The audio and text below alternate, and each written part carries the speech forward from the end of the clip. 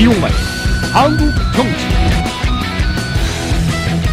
우리 사회 원로 한 분을 모시고 우리 사회가 나아가야 할 방향에 대해 얘기를 나누어 보도록 하겠습니다. 언론인들의 사표라고 할 수 있는 분인데요. 김중배 전 MBC 사장을 모셨습니다. 안녕하세요. 안녕하십니까. 예, 제 기억에 굉장히 강하게 남아 있는 게 하나 있어요. 김중배 사장님이 동아일보를 떠날 때였던 것 같은데요. 언론의 자유를 먹는 주적은 이제 권력이 아니라 자본이다. 예, 자본이라는 것이 막중한 무게로 권력을 이 언론의 자유를 억압하게 될 것이고 어떻게 보면 권력의 억압이라는 것은 한계가 있을 수 있으나 이런 자본주의 시대가 계속하는 한 자본의 압력은 오히려 가중될 것이 아니냐 하는 그런 말씀을 드렸던 거죠. 네, 이게 96년인가요? 91년입니다. 91년. 예. 91년이면 제가 MBC에서 언론인 생활 시작하기도 훨씬 전 일인데. 그렇습니까? 예. MBC 사장도 하셨잖아요. 그렇습니다. 그게 이제 김대중 정부 말기입니다. 예, 말기인데 그때 사장으로 계실 때는 어땠어요? 어떤 정부나 그 당시 여당이죠. 여당의 압력으로 기사를 못 나가게 하거나 그런 적이 그런 일은 거의 없었던 것 같습니다.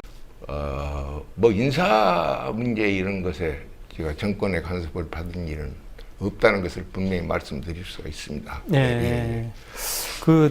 제가 맨 처음에 MBC를 입사했던 때가요, 1996년 말이거든요. 예. 그러니까 이제 사장님 오시기 이제 직전부터 이제 MBC에서 기자 생활을 시작을 했었는데, 96년? 네, 96년 말. 예. 그러니까 96년 말에 입사를 해서 실질적으로 이제 97년부터 회사를 다녔죠. 예, 그렇습니까? 예, 그러니까 거의 김대중 정부가 이제 97년 대선에서 이제 이기고 98년에 출발을 하잖아요. 그때부터 제가 이제 언론인 생활을 시작을 한 것 같은데, 일단은 당연히 김중배 사장님 계실 때는 그랬고, 그다음 특히 노무현 정부 들어서 어떤 권력의 압력이라든지 이런 얘기를 제가 들어본 적이 별로 없는 것 같아요. 그때는 제가 없어서 모르겠습니다만 아마 그랬을 가능성이 있다고 생각합니다. 왜냐하면 제가 MBC에 들어가게 된 계기가 박문진 이사들의 독자적인 판단에 의해서 그 당시 박문진의 반란이라는 얘기까지 나왔습니다. 반란까지는 표현하고 싶지는 않습니다만은 예정된 시나리오를 벗어난 그런 결단을 내렸지 않습니까? 그래서 그것이 저 개인의 문제여서가 아니라 제 개인의 문제를 넘어서 우리 참 방송 경영진의 인사 이 결정에 정말 획기적인 전환점이 되는 그런 결정이었다고 생각을 합니다. 그리고 그런 과정을 겪었기 때문에 지금 노무현 정부 말씀을 하시는데 아마 그런 것이 하나의 거울이 되겠죠. 그러니까 더군다나 그런 행동을 자제를 했으리라고 저는 생각을 합니다. 그리고 그런 것이 먹히지 않았기 때문에. 그렇죠. 사실 노무현 정부 시절에는 정부나 여당에서 압력 전화가 오면요, 그게 곧 기사거리가 되고. 그렇습니까? 그런 상황까지 치달았어요. 오죽하면은 노무현 정부 시절에 정치부장을 했던 그 당시 이제 선배 한 분이 제가 1, 2년 전에 만나서 이제 이 얘기 저 얘기 하다 보니까 그때 물어봤어요. 그러니까 지나가는 얘기를 이렇게 저녁에 소주 한잔 하면서 정치부장 하실 때 혹시 전화 받으신 거 없어요? 그랬더니 야, 정치부장 할 때 전화 받았으면 좋겠더라. 전화 한 통 받은 적이 없다라고 얘기를 하시더라고요. 근데 정치 권력에서 사실 이게 이제 아까 말씀하신 이제 민주화 이후에 87년 6월 민주화 이후에 민주주의가 우리나라에서 이제 진전이 되면서 언론의 자유도 거기에 따라서 병행을 해서 많이 진전이 됐거든요. 그런데 91년도 그때 예측을 미리 하셨던 것처럼 사실은 그렇게 민주화가 진행이 되고 언론의 자유가 높아질 때 자본으로부터의 간섭이라고 할까요? 압력, 이건 커졌던 게 사실입니다. 사장님은 동아일보 계실 때 느끼셨다고 했잖아요. 조금씩. 근데 제가 기자 생활을 할 때 MBC에서 네. 그때 굉장히 많이 느꼈거든요. 예. 그 삼성 관련된 비판 보도를 했다가 삼성에서 뭐 전화 받는 건 보통이고요. 그 MBC 당시 이제 보도본부장이 직접 전화를 해서 이게 사실이냐고 묻기도 하고 또 한 번은 그 제가 삼성에 대해서 비판 기사를 썼는데 당시 이제 제 담당 부장이죠. 사회부장이 직접 저한테 얘기하더라고요. 이거 다른 사람이 읽으면 안 되겠느냐. 근데 무슨 얘기입니까? 하고 물어보니까 그 당시 포항 MBC에 삼성이 그 광고 2억 원어치를 주기로 했대요. 네, 대신에 조건이 저를 빼달라고 못하는 데서. 네, 이게 참 말 그대로 이게 그 사장님 예견했던 대로 자본에 예속되는 될 수 있는 언론이 그런 과정들이잖아요. 네. 그 체험과 어떤 조짐과 구체적인 신뢰들이 쌓였기 때문에 거기서 이제 판단컨대 그것도 이미 이제 이 시대에 와서는 적증하고 있지 않습니다만은 권력의 통제는 민주화, 정책 민주화가 진전되면서 시작될 것이다. 되어갈 그런 경향이 정책 민주화 아니겠는가. 이것이 나는 시대의 대세다라고 생각을 했는데 그러나 경제 자본 권력이라는 것은 오히려 더 증폭될 가능성이 더 큰 시대에 우리가 살고 있지 않는가. 네. 그런 종합적인 생각에서 그런 말씀을 드리게 된 거죠. 그런데 지금 상황은 저보다 또 잘 아시겠지만 자본으로부터의 권력을 논하기 앞서 이제 정치 권력으로부터 다시 예속된 좀 그런 느낌이 들거든요. 그렇죠. 그러니까 뭐 우리 이영화 박사가 당사자이니까 뭐 저 같은 사람이 옆에서 뭐라고 하기야 그렇지만은 그 정말 그 이명박 정부 이래 이게 그 야금야금 시작하던 것이 이제는 정말로 그 염치를 가리지 않는 그래서 그 어떤 뭐 이 법적 민주적 질서나 표현의 자유에 관한 어떤 정말로 이 정치적 경제적 이렇게 사회적 문화적 보장이나 이런 그 기본적인 논리를 떠나서 인간에 대한 물음을 자꾸 던집니다. 인간이 이렇게 되어갈 수 있는 것인가에 대해서. 그러니까 뭐 문화방송 경우도 저는 정말로 그 전임 사장을 명색이 경험했던 사람으로서 정말 더 뼈가 아프죠, 사실은. 그러니까 뭐 법원 판결이 거듭 나왔습니다만은 그 방송법이나 그런 관련 법기에 공영방송은 특히 공정보도를 해야 될 법적 의무를 지고 있지 않습니까? 그건 뭐 공영방송의 이상적인 취지를 구현한다. 그런 거 이전에 법적 책무를 지고 있다고 생각합니다. 그러면 그것은 당연히 방송사의 책무일 뿐만 아니라 방송 노동자들의 책무고 그것이 중요한 노동 조건이 되는 것이고 저는 거기에서 붙여서 그 반드시 저는 언론 노동자 이게 국한되지 않고요. 모든 분야에 특정한 사회적 사명들이 있지 않습니까? 그 사명의 수행 여부에 따라서 사회적 인식이나 사회적 처우가 달라지는 이것도 저는 넓은 의미에서 노동 조건이라고 생각합니다. 그것이 극도로 훼손된다면 당연히 그것을 위해서 쟁의를 벌릴 수 있다고 생각하고 특히 방송법의 경우는 명문화가 되어 있기 때문에 그런데 그것을 더 당해 보셨으니까 아시겠지만 그걸 처음에 정치 투쟁이다 이거는 그 노동운동적 파업이 아니라는 것이었죠. 노동쟁의적. 그렇죠. 그러니까. 그런데 법원 판결은 그렇게 안 나오지 않습니까? 당연히 공정보도를 요구할 권리가 있고 그 노동 조건이라고 명시가 되지 않습니까? 그것이 저는 그래도 이 혼탁한 세상에 이 법원이 또 그런 판결을 해줘서 너무 당연한 것이 요즘은 고맙게 느껴지는 그런 세태가 되어버리지 않습니까? 그래서 참 그 착잡하지만 그래도 그 법원에 그런 판사들이 계셔서 아직은 우리가 이 세상을 절망만 해서는 안 되지 않겠느냐 그런 생각도 같습니다. 그 뭐 정치 권력이 전면에 나서서 그런지 그 후배들 얘기 들어보면은 삼성이나 이런 데서 직접적으로 네. 전화가 오는 경우는 요즘은 별로 없다고 해요. 아하. 네, 왜냐하면 알아서 이렇게 다들 기업 관련돼서 이 신자유주의가 압도하고 증폭하고 가속화되는 이런 세상이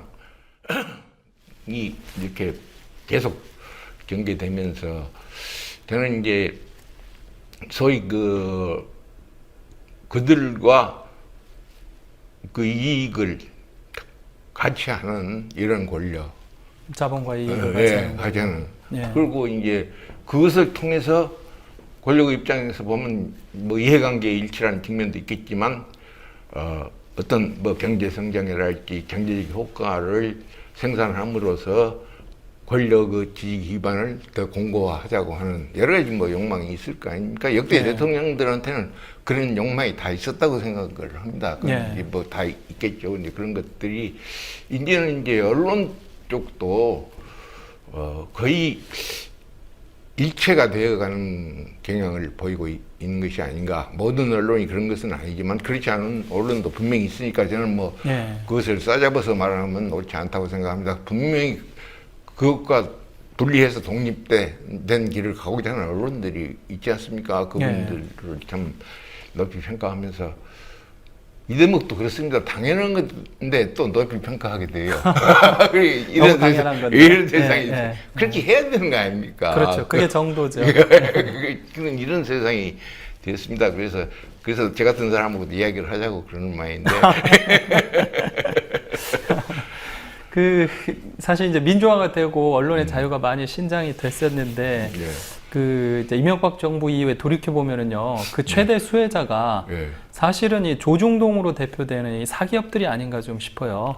그렇다고 볼 수 있죠. 예. 특히 이제 종편이라는 날개를 달았지 않습니까? 그렇죠. 예. 예. 그쪽은 거의 정치적인 영향력이나 이런 게 미치질 못하잖아요. 예, 예. 물론 뭐 자본의 영향력은 미치겠죠. 광고가 예, 뭐 중요하니까. 예, 예. 자본도 일부 예. 있을 수 있다고 생각합니다. 그러니까 이제 그 두 가지를 말씀드릴 수 있을 것 같은데 하나는 이제 앞에 말씀드린 그 신자유주의적인 질서 속에 이 권력이나 이 자본이나 거기에 부수적으로 언론이나 이런 것이 하나의 동조적 지배 세력이 되어가고 있다. 이미 되었거나. 예, 자본과 권력과 언론 삼위일체네요. 예. 그러니까 그런 생각이 들고요. 또 하나는 이제 그 종편이라는 게 지금 저는 가끔가다 그 해찰을 하고 다니는데 그 이렇게 보면 그 사람들이 많이 모이는 곳에서는 그걸 들고 있어요, 모두 거의. 그렇죠. 예, 특히 그 자영업 하시는 식당이나 뭐 저 목욕탕이랄지 또 이 카페나 뭐 이렇게 예. 사람들이 많이 모이는 그 참 신자유주의의 모습을 닮았다 그런 생각을 합니다. 지금 언론에 국한해서 또 말씀드린다고 할지라도 왜냐하면 그 정말 그 신자유주의에 관한 절묘한 비유가 있지 않습니까? 이를테면 닭장을 지어놓고 거기에 일이나 늑대를 한 마리 넣어놓고 병아리들을 잔뜩 넣어놓고 같이 닭우리에다가 예. 무한 경쟁을 해라. 그럼 어떻게 되겠어요? 그러니까 한쪽은 자유를 넘어선 자유 과잉을 넘어선 횡포까지가 그렇죠. 용인되는 그것을 자유라고 해야 될지 모르지만 어쨌든 무제한의 자유. 그 한쪽에서는 완전히 기속된 제약된 자유. 그래서 그것이 착취되고 마침내 절명할 수밖에 없는. 그러니까 뭐 점잖게 표현해서 자유 과잉과 자유 과소, 자유 시석, 뭐 과소가 대조되는 지형이 저는 한국 언론 지형에서도 여실히 나타나고 있다고 그렇게 네. 보고 있습니다. 그러니까 그런 쪽은 지금 걸어놓는 그런 미디어들은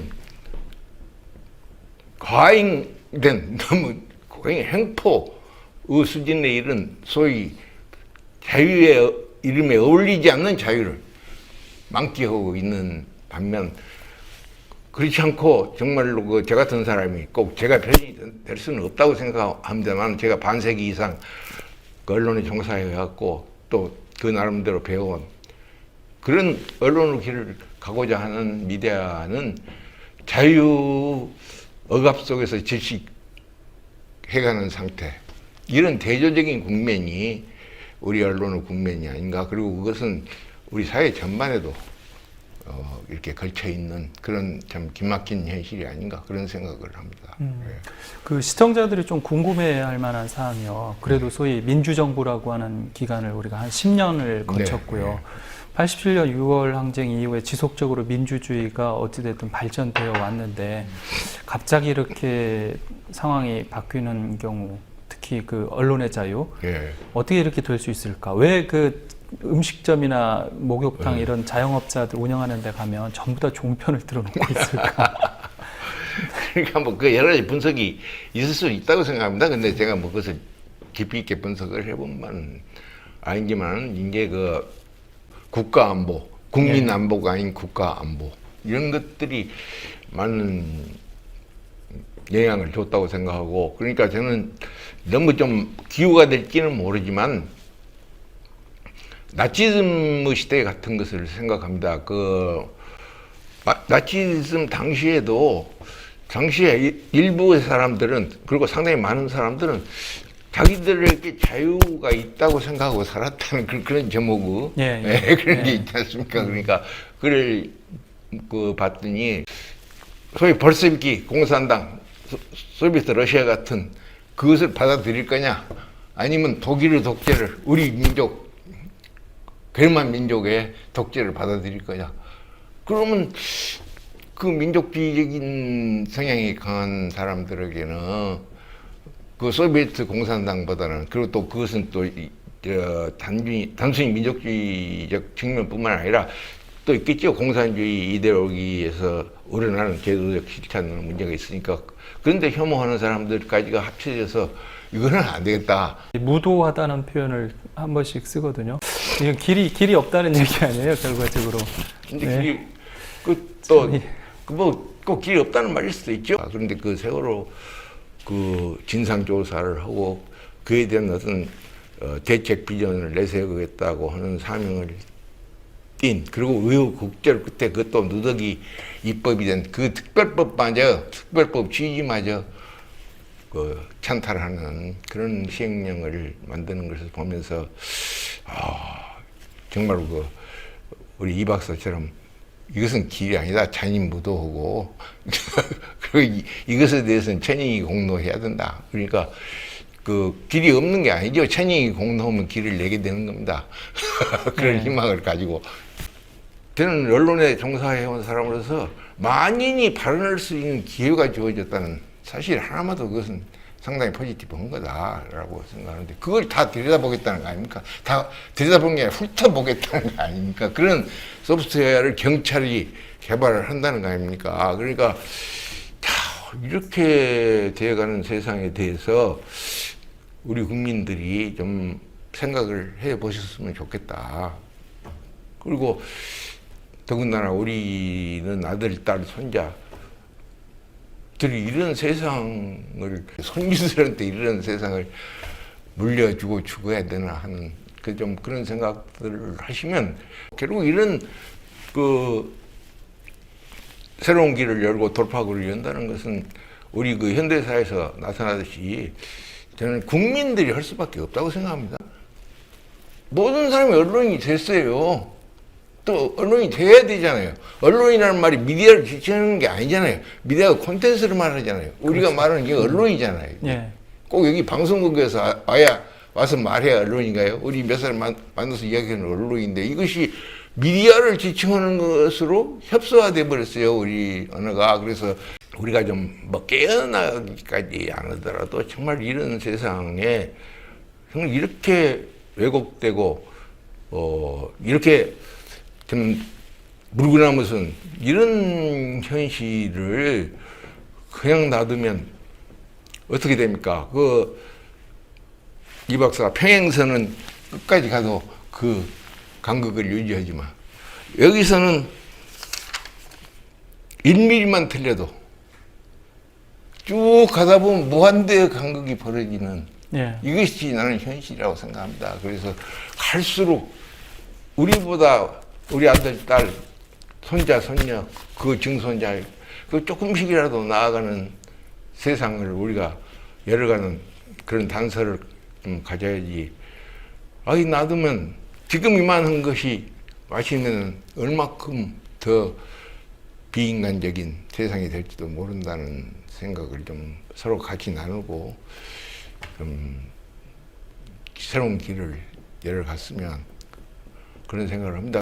그 오늘 김중배 전 사장님 모셨는데요. 지금 머릿속에 남는 게 뭐 물구나무선 현실이라든지 네. 아까 뭐 닭장 속에 이리와 네. 그 병아리. 닭과 병아리를 한꺼번에 몰아놓고 자유를 주고 나니까 자유 무한 경쟁을 하는 네, 그러니까 뭐 일이나 늑대 이런 쪽에는 자유의 과잉에 따른 어떤 횡포가 자행이 되는 반면에 이제 병아리나 이런 쪽은 이제 자유가 위축이 되는 이런 현실들에 대해서 재미있게 비유를 많이 해주셨어요. 아마 시청자분들이 이해하실 때 편할 것 같아요. 고맙습니다. 네, 시청자 여러분 유익한 시간 되셨습니까? 현실은 답답하지만 국민들로서는 어떻게 할 수 있는 방법이 없습니다. 대통령제 하에서는 대통령이 아무리 국정 실패를 하더라도 스스로 물러나지 않으면 몰아내는 것 이외에는 방법이 없기 때문입니다. 저는 다음 주에 다시 뵙겠습니다. 감사합니다.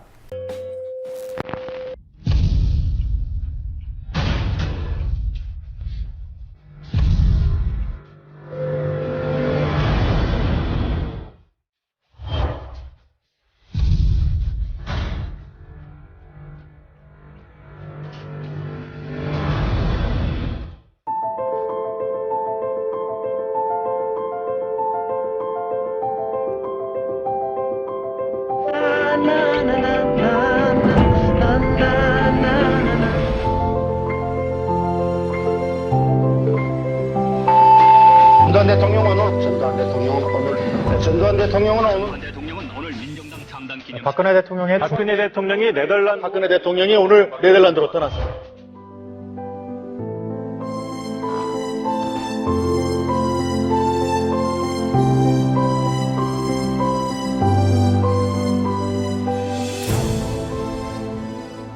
고 이용마 기자가 마지막으로 남긴 얘기입니다.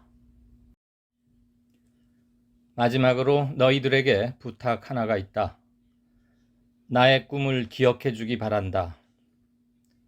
너희들이 앞으로 무엇을 하든 우리는 공동체를 떠나서 살 수 없다. 그 공동체를 아름답게 만드는 것, 그 꿈이 이루어지는 순간 나의 인생도 의미가 있었다고 말할 수 있을 것이다.